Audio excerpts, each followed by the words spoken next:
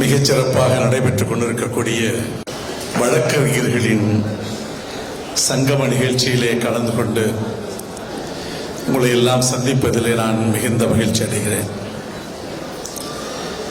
இந்த நிகழ்ச்சியிலே அருமை சகோதரர் வழக்கறிஞர் ராஜா முகமது அவர்கள் பார் கவுன்சில் தேர்தலிலே வெற்றி பெற்று வழக்கறிஞர்களுடைய உங்கள் எல்லோருடைய குரலுக்கும் ஒரு சரியான பிரதிநிதித்துவம் தரக்கூடியவராகவும்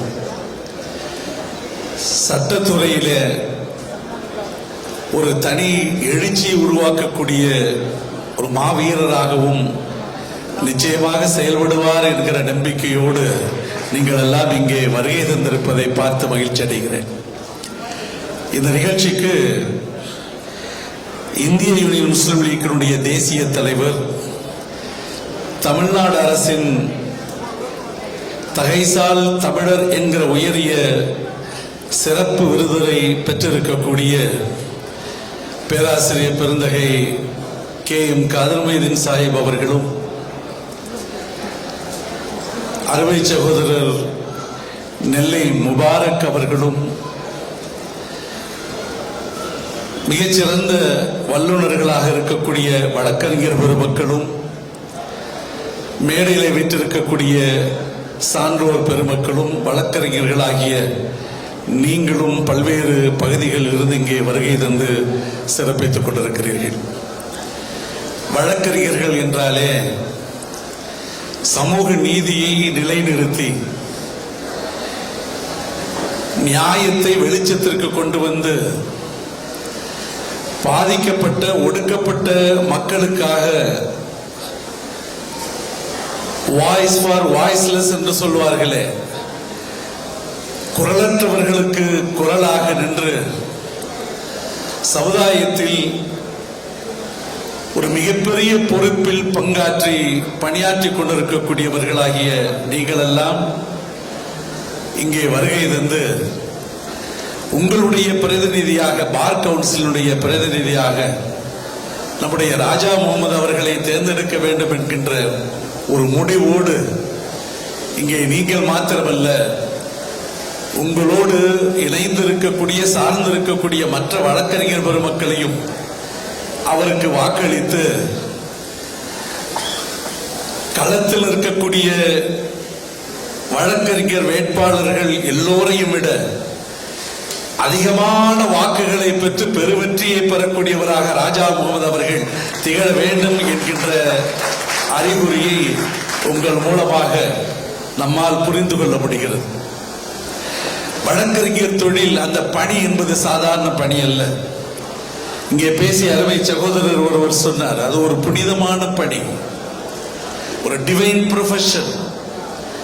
அந்த பணியிலே இருக்கக்கூடிய நீங்கள் எல்லாம் ஒவ்வொரு தருணத்திலும் ஆற்றக்கூடிய பணிகள் புனிதத்துவம் வாய்ந்தவை என்பதனை மனதிலே நிலைநிறுத்தி செயல்படக்கூடியவர்கள்.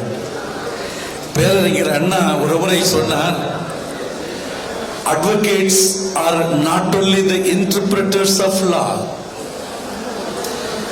they are guardians of justice and constitutional values என்று சொன்னார். வெறுமனே சட்டத்தை படித்துவிட்டு அதற்கான விளக்கங்களை தரக்கூடியவர்களாக மாத்திரமல்ல, வழக்கறிஞர்கள் என்பவர்கள்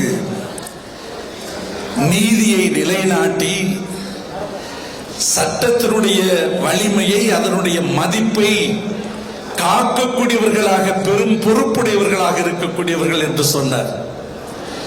அத்தகைய வலிமை வாய்ந்த மதிப்புமிக்க பணியிலே இருக்கக்கூடிய உங்கள் முன்னால் அருமை சகோதரர் வழக்கறிஞர் ராஜா முகமது அவர்கள் உங்களுடைய பிரதிநிதியாக நீங்கள் தேர்ந்தெடுக்க வேண்டும் என்று சொல்லுவதிலே நான் பெருமிதம் கொள்ளுகிறேன். அப்படி நாங்கள் வருவதற்கும், மிக முக்கியமாக முஸ்லிம் லீக் பேரியக்கத்தினுடைய தலைவர் பேராசிரியர் அவர்கள் இங்கே வருவதற்கும் ஒரு வரலாற்று பின்னணி, ஒரு சத்திய உண்மை ஒன்று உண்டு.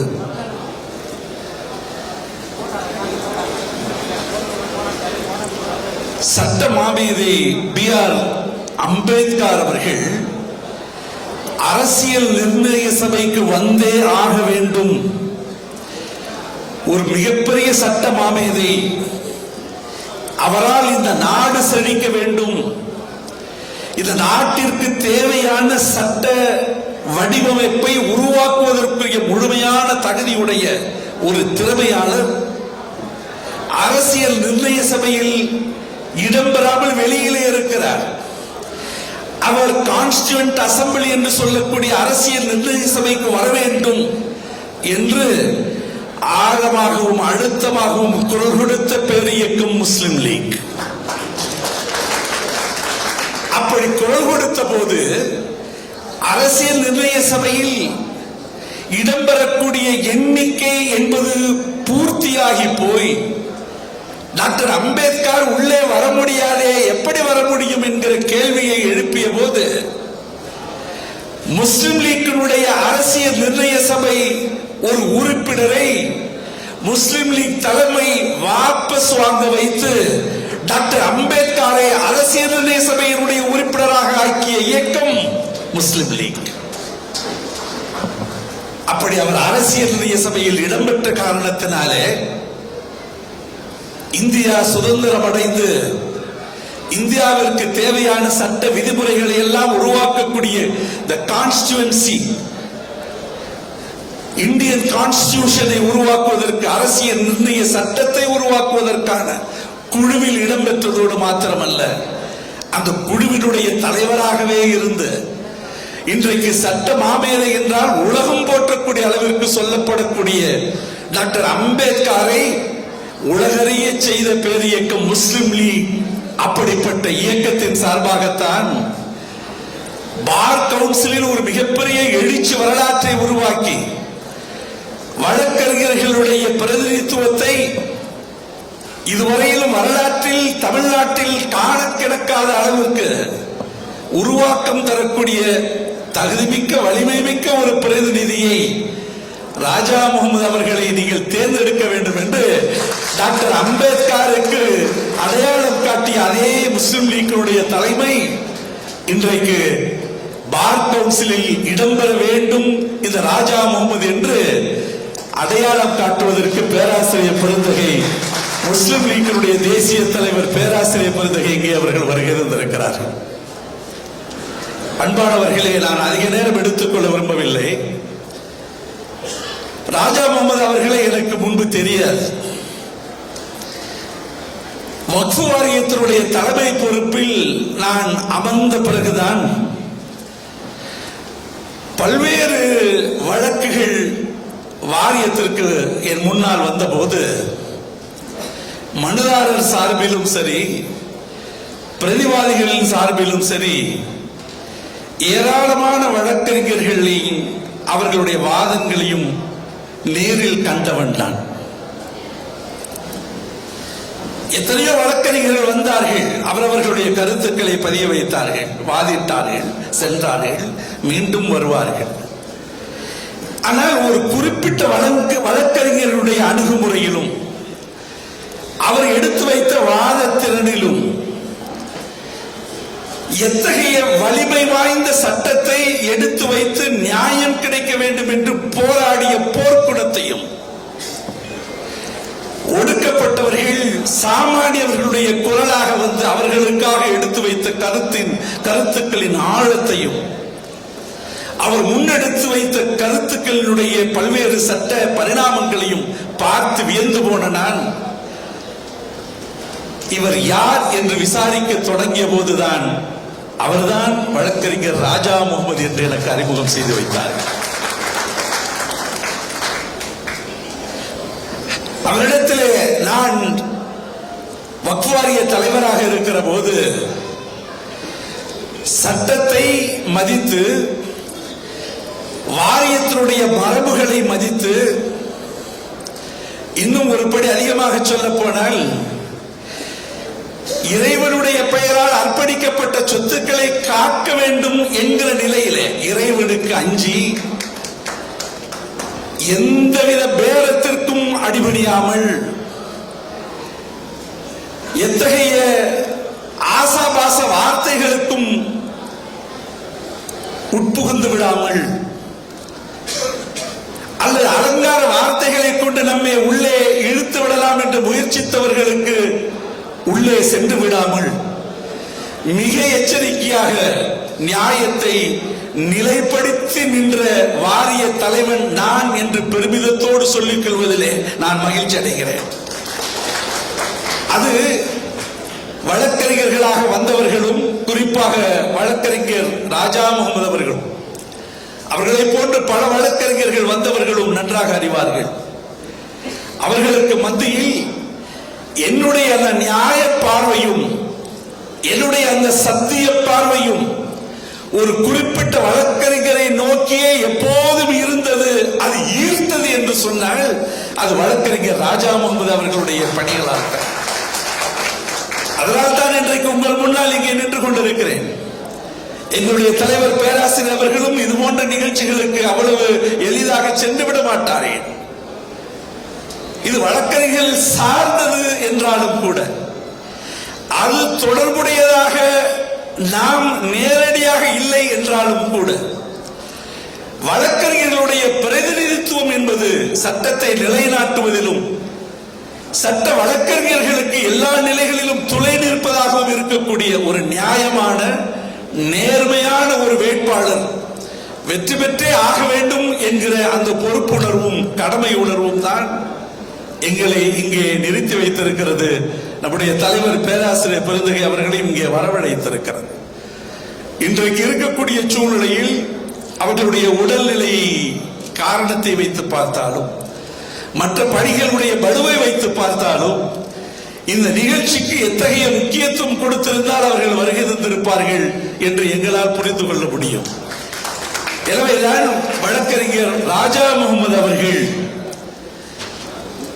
நிச்சயமாக தேர்ந்தெடுக்கப்பட வேண்டும் என்கிற உறுதிப்பாடு நம்மிடத்திலே இருந்தாலும் கூட ஏராளமான வழக்கறிஞர்களுக்கு மத்தியில் என் ஓட்டு என்னால் 10 ஓட்டு என்று சொல்லுவதை விட என் ஓட்டு என்னால் குறைந்தது 50 ஓட்டுகள் என்கிற வகையில நாம் உழைக்க வேண்டிய கட்டாயம் நமக்கு இருக்கிறது.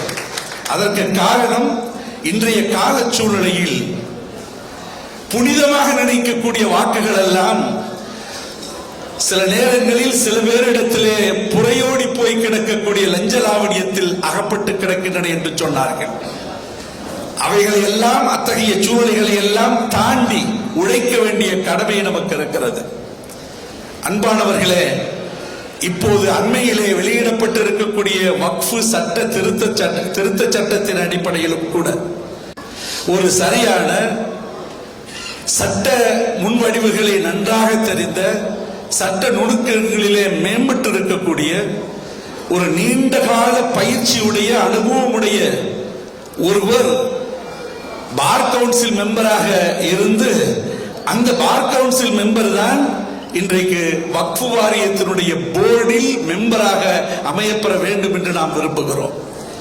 எப்படியும் பார் கவுன்சில் இருந்து ஒருவர் உறுப்பினராக அந்த போர்டில் அந்த வாரியத்தில் அமையப்பெற வேண்டும்.